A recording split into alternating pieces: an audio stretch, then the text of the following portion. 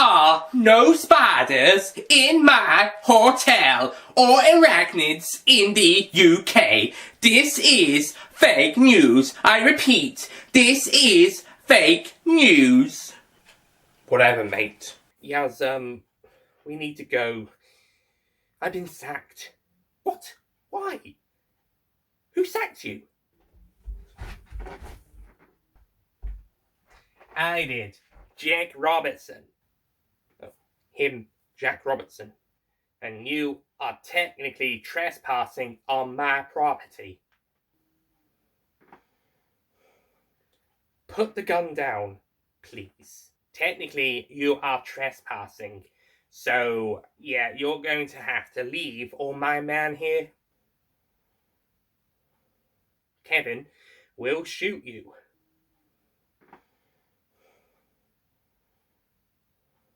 Why'd you sack her? Because I was busy and you were early to work, and you shouldn't have been.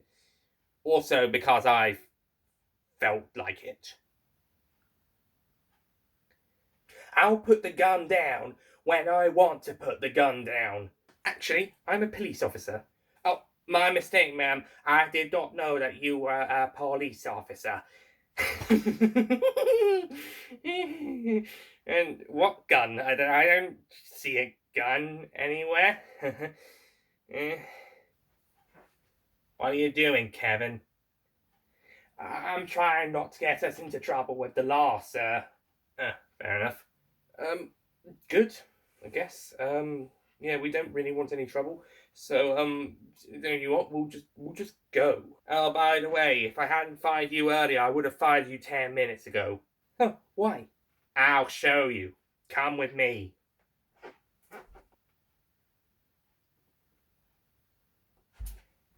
Now. Okay, lead the way. Okay.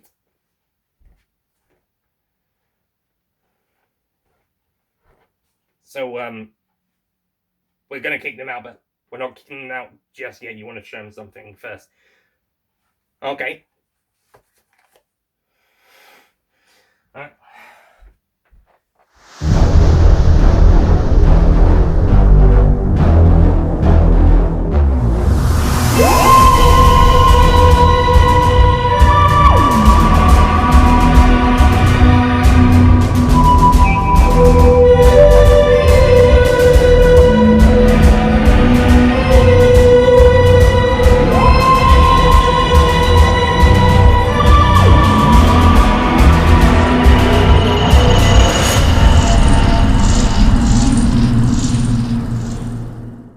Hello ladies and gentlemen, Nick here and welcome to my Revisitation review of Doctor Who Series 11 Episode 4 Arachnids in the UK. Okay, so the plot of Arachnids in the UK is the Doctor and company arrived back in Sheffield in 2018. Surprisingly, it actually is only half an hour after they left in the warehouse. The Doctor was actually able to get the TARDIS arriving exactly when they needed to. Like with the Lazarus experiment, it's a rare time where they actually get the times right. You know, imagine if they were 12 months late. Oh boy, wouldn't that suck for everybody? Aliens of London. Not that that's a criticism on Aliens of London, I'm just saying for the characters it would suck. But yeah, they arrive on time, more or less, and they're back in Sheffield. So when they are back in Sheffield, they do start to discover that there is something going on with the spiders in the city that they missed in the last episodes, that they missed somehow in Woman Who Fell to Earth. I guess everyone was a bit too preoccupied with that episode.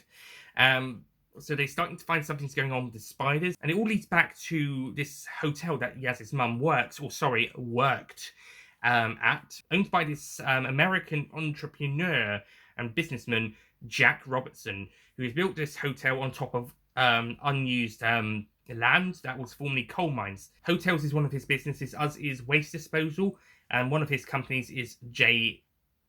I think JLR. It turns out Robertson's waste disposal company had been dumping lots of waste and landfill in these old mines, and they hadn't been doing a very good job at it.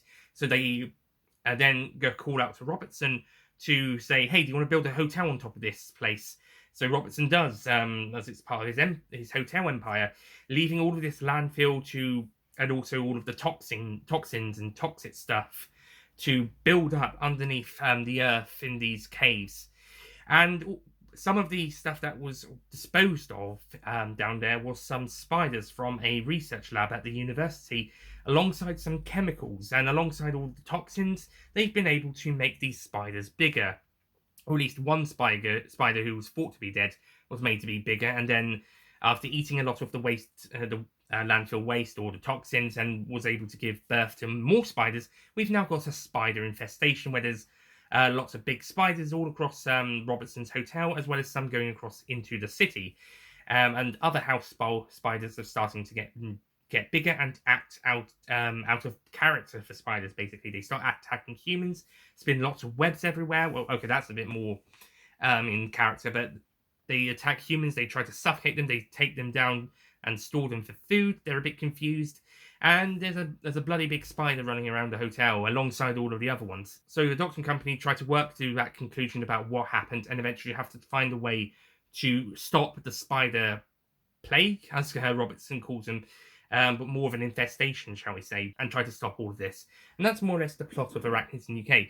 I'm glad these series 11 episodes, when I actually talk about them, are a bit more simple, because series 12 is going to be a bit more jam-packed with stuff going on, so I'm glad these series 11 episodes are more simple to talk about. Okay, so Arachnids in the UK. Now, this is the first episode of the series that I will say isn't that great. I do think there's some merit to this episode, but I think there are some issues with this one that kind of knock it down a bit more than the last 3 episodes with their nitpicks and issues. I think this one, definitely, the issues are a bit more apparent, certainly more later on in the second half. Before we do start, first of all, I actually predicted that these spiders weren't going to be aliens. I thought it might be something like the Green Death, where they were normal spiders, but because of these toxins or chemical waste or something, they were going to turn giant, like in the Green Death with the giant maggots. And I was right. I mean, I didn't know exactly how it was going to happen, but I was right with that theory. Okay, so the first half of this episode is actually really great, or at least the start with the Doctor and company arriving back in Sheffield. Now, I did see a video about doctors inviting their companions onto the TARDIS and being all upbeat. Let's do you want to come travel with me? And then they showed a clip from this episode with the 13th Doctor saying, I guess, it's goodbye, and not really encouraging them to come and join them on further adventures. But firstly, some of those other clips were from first episodes of the series rather than the fourth. Secondly, there have been times where the Doctor has not wanted people to travel with them, or just assumed people wouldn't travel with them in the past. And thirdly, this could just be an act by the Doctor who just wants to hang out with the others for a bit more. So basically snaps it back into normal mode when Yaz invites her to tea. And finally, there is that invite towards the end of the episode, even though there is the warning of further danger. So, yeah, I don't mind her not quite asking her companions, do you want to come stay on travelling, etc. after this? Because of those reasons just stated above. Besides, the plot of this episode takes place in Sheffield. They can't go back into time and space just yet, especially after they just arrived, after the whole point was to get back here in the first place. So they go to Yaz's place for tea, except for Graham, who goes back to his place to have some moments to reflect on Grace and a bit of grief moments. This is some really great moments, and it's great to have Sharon D. Clarke back in the episode. However, apart from the fact that there's a spider in the attic and the whole tying in with Graham's grief, they don't really need to be in the episodes, just sort of to carry on the suggestion of Graham grieving. But the scene is over pretty quickly, or the scenes, I should say, are over pretty quickly. We don't spend an awful lot of time with them. With Graham at his house. Meanwhile, with Yaz, we actually meet her family in this episode. She has a dad who thinks there's a lot of conspiracies going around, and he's picking up all of this rubbish, thinking there's a conspiracy, which he's actually right about.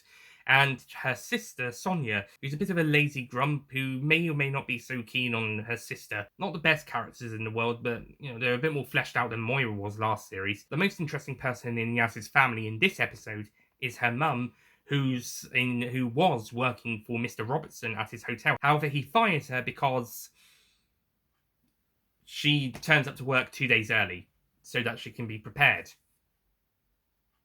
And I guess Robertson was also busy dealing with something else. But, yeah. What a dick. And that's not even going into the fact that later on he sees the wounds covered in spiderwebs and then says that she would be fired over that. Well, that would have been the spider's fault, but yeah, he's still a dick. And that's only that's just the start of Robertson's dickness, but we'll get on to him later because he's a big talking point in this episode and probably where most of the issues of the episode kind of lie, actually. Or at least to begin with, anyway. So yeah, Yaz's mum initially worked for Mr. Robertson at the start of this episode before being unjustly sacked. However, when Yaz arrives at the hotel to initially pick her up, she then gets caught up into the investigation of what's happening at the hotel, and then the Dr. Ryan Graham and this other woman who I'll mention in a moment turn up at the hotel to try and investigate what's going on. And Yaz's mum kind of gets involved in the team and trying to find out what's going on, and she's pretty helpful in places. She tells everyone that it was the mines that the hotel was built on top of, and is aware of some of the other stuff that happened at the hotel. So she's got some great knowledge of it that she had before, well, what she thought was going to be the start of it, the proper start of it, before the sacking happened. But yeah, she has some vital information about the hotel, so it's great to have her along. It's also pretty fun to have this other character along called, is it not Nadia? That's Yaz's mum, Jade. This woman called Jade who works at the university in the science labs with the spiders, and she basically helps the Doctor find out about this mystery when they try to find one of Yaz's neighbour Anna is been not in work for a few days, and they discover that a spider's done a web around her and suffocated her. They realise because she had been at the sciencey place that some of the stuff that the spiders feed on, one of them would have been drawn to her. That's why she's suffocated. But yeah, the character Jade is quite a fun character. I don't know if she was necessarily needed for the episode, besides the fact that the spiders came for her lab. Actually, in that case, yes, she is needed for this episode. But yeah, she's a really fun, enjoyable character, and I thought the actress did a really great job with her. Same with Nadia, Yaz's mum. They were really great. The other main supporting character of this episode is Jack Robertson. Now, he is greatly played by Chris Nooth. However, Jack Robertson is basically just there to be a Donald Trump parody. And yeah, he's got the business. He's a businessman who's got the hotels, and he's not really that nice to anybody else. He thinks he's so rich he can be above everybody else, and yeah, he wants to run for president in 2020. At this time, this story coming out is 2018, and it was probably made in 2017. But yeah, or written in 17, made in 18. But yeah, he was hoping to run for the 2020 presidential election, and yeah, he's basically there just to be a Trump parody. Not even a good one at that. Although I will give him props for not liking Trump. That's something we share. But yeah, other than that, there's not really much to the character. He's basically just there to be a Trump parody and a grumpy rich guy from America. Don't need any more than that! In all seriousness, though, he is a prick. He is a big prick. I mean, he doesn't know about the spiders and stuff, but he didn't know about the landfill waste being under his hotel, sort of thing, and he does kill the spider at the end with a gun, even though when the Doctor tells him not to. Then again, I will get back to that ending, because that is something to talk about, and maybe Robertson was in the right there, question me. I'm going to get back to that point later. But yeah, Robertson is basically a dick and a Trump parody, and that's basically it. Now, I don't mind having a dick character in this episode, but he's just a Trump parody. Funny enough, he's actually better in Revolution of the Daleks when he reappears.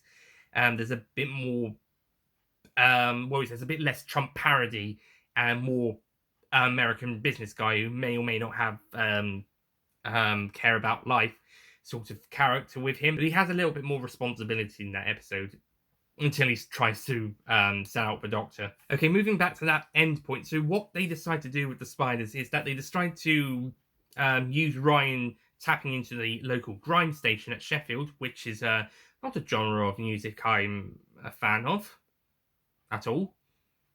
But they use it to draw the spiders into Robertson's safe room so they can trap all of the spiders and have them suffocate to death naturally. Okay, right. And then the Doctor plans to herd out the original spider by using spray stuff from the spa. So they were hoping to herd it out, but they didn't want to herd out the other spiders because that would set them out onto the city. And yet they hope it would die a natural death, and they see it suffocating in the ballroom. So they were going to just leave it there to suffocate, and then Robertson just shoots it. And he claims it's a Mercy King, but he probably just doesn't give a fuck. But in all honesty, the Doctor's plan wasn't that much better, so the Doctor can't really claim the moral high ground, or the other characters can't claim the moral high ground over Robertson. I mean, no one can claim the moral high ground. They're just letting spiders suffocate. And that's exactly what happens to the spiders at the end of this episode. They're just left in that safe room to suffocate, and if Robertson hadn't shot the original spider, it would have just suffocated. So, yeah, and even hurting it outside wouldn't have done anything. So, yeah, that isn't a very good ending. They're just there. They're just left to suffocate. Or shot in one of them's case. Yeah, great ending. And then they just leave the spiders in the safe room. They don't really do much of a clean-up job off. Considering this whole infestation kind of affected the entire city of Sheffield, it's just kind of neatly wrapped up. I can't believe it. It was neatly wrapped up. There's some unfinished business here. It started all those cobwebs. How are you going to explain Anna's death to anybody else? And all that waste stuff underneath the hotel, is that just going to be left there? And as I mentioned, there's about, I don't know, God knows how many spiders left in that bloody safe room. In fact, I don't even know if that's all of the spiders. There might be some out there. There might even be some not giant spiders, but normal spiders that have grown a little bit, and because they've come in contact with the toxins, or with the spiders that did come in toxin, or were born from the original.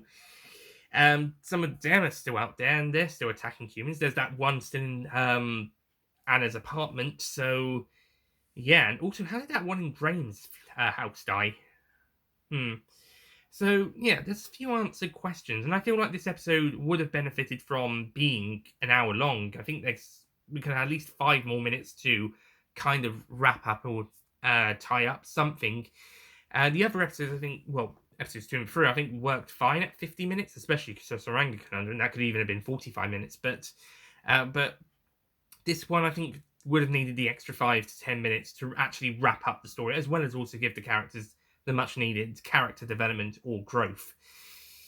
But unfortunately, it's not very well handled. It's a bit of a soggy ending. Also, whilst there is some nice character stuff for Ryan and Yaz in this episode, there isn't a huge amount. We meet Yaz's family, but we don't know too much about them. Besides, her dad keeps thinking that there's conspiracies all over the place, which he's right about one of them, and her mum likes to work. And while she does have a big role in this episode, that's really as far as it goes. And Graham has his grief moments, but they're over too quickly.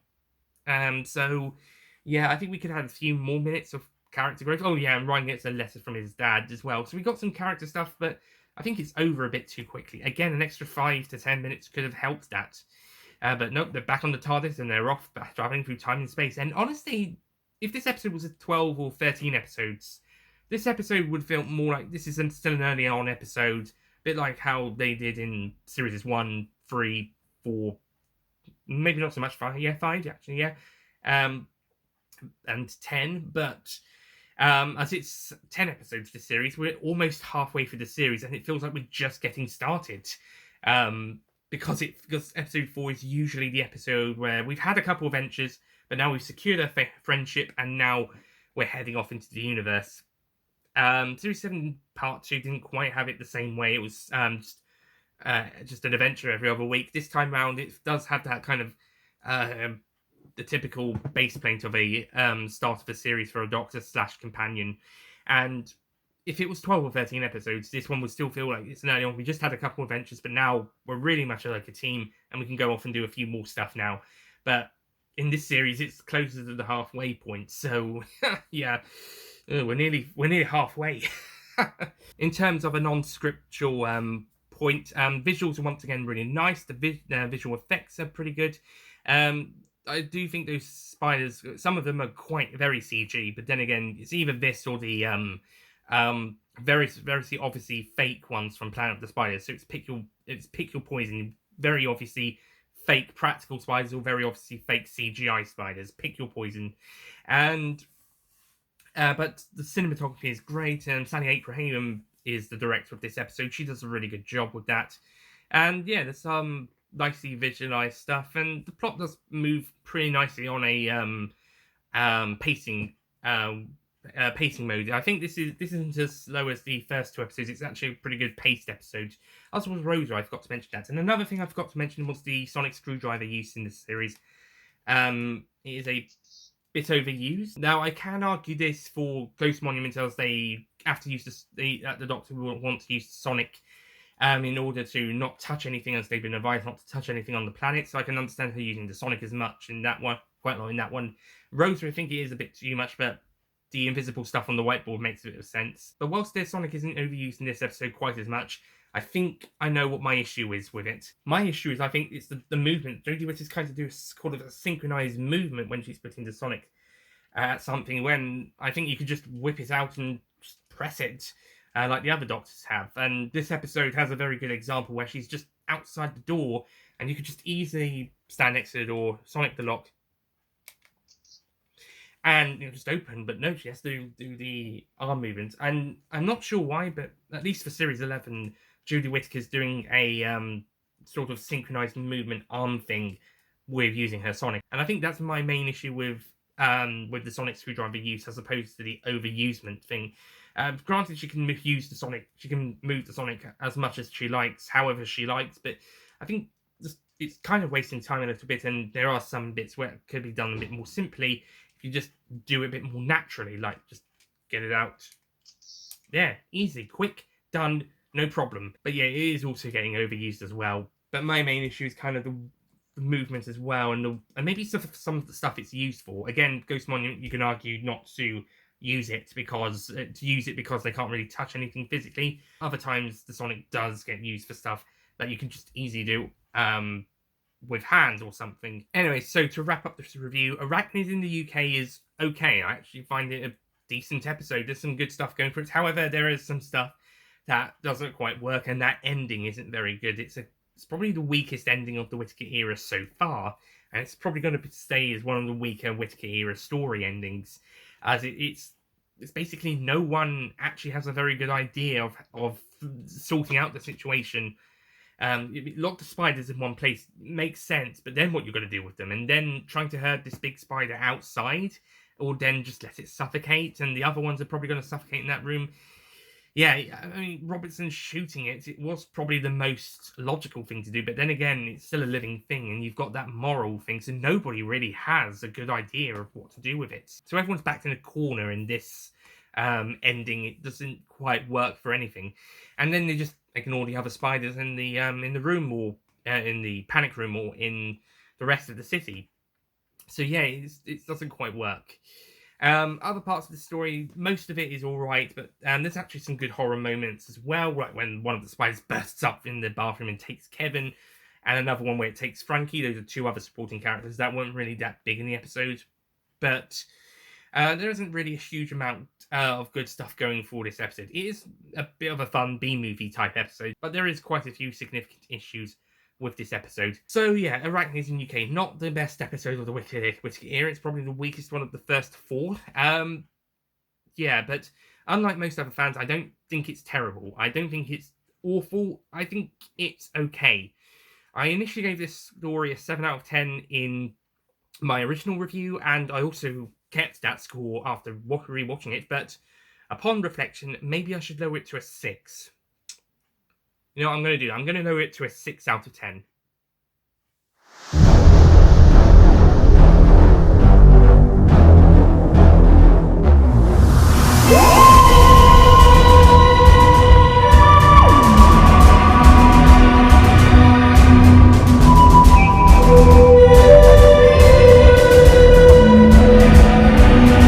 The reason I lowered it just now is because when reflecting on it, it does have its issues, it does have its problems, and there is so much stuff that could have been sorted out easily. But also some of the stuff that probably wouldn't have been sorted out so easily and just would have still been in the episode and not worked so well. And that would have been stuff like with Robertson, for example. Also, some of the other stuff I mentioned, you could easily fix up and not and sort out, and it would be better. That's why I've lowered it from 7 to 6, because there will be some points that can't be fixed, which is a massive shame. And what's more, that stuff didn't even need to be in the episode, or at least not as prevalent in the episode as much. Thankfully, Robertson will be better in the next story he's in, Revolution of the Daleks, and more stories will have better endings, like the first 3 episodes, rather than an ending like this. I wonder which episode has the worst ending, Smile or this episode. Anyway, so that's it from my review of Arachnids in the UK, or Revisitation review. Thank you for watching. Stay tuned next time for my Revisitation review of episode 5 of Doctor Who Series 11, the Saranga Conundrum, which was my least favourite episode of Series 11 when I watched it. But how will it fare next time? I haven't rewatched it yet, so I'll find out later, and then you'll find out tomorrow in the Revisitation review what I think of it. Until then, thank you for watching. I'll see you guys next time. Goodbye.